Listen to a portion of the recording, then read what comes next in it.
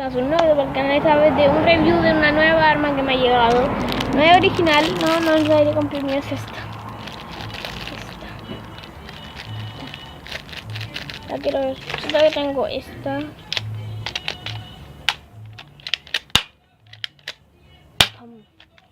Esta. Oh, sí, me siento raro. Está como rara la pistola. Está como moja. Vamos a ver la otra. Está un poco sucia.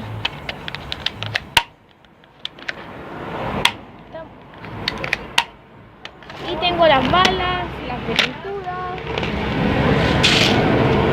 Y estas dos. Entonces vamos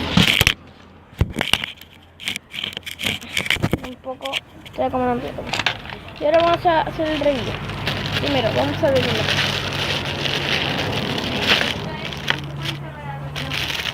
Ya la abrí. Wow. Que no se le abren de la bolsa porque tiene unos palines. Y ven aquí. Eso.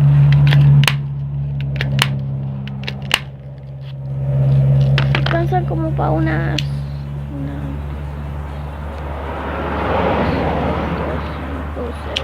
10 balas.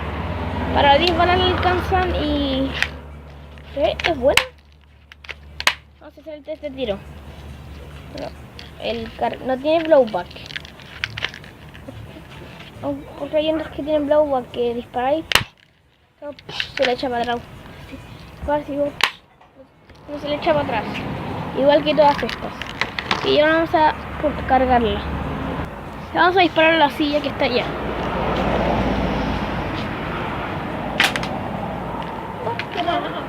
Tengo muchos comentarios. Ok, y ahora vamos a dispararle con las de pintura. Y ahora le vamos a disparar con los de pintura.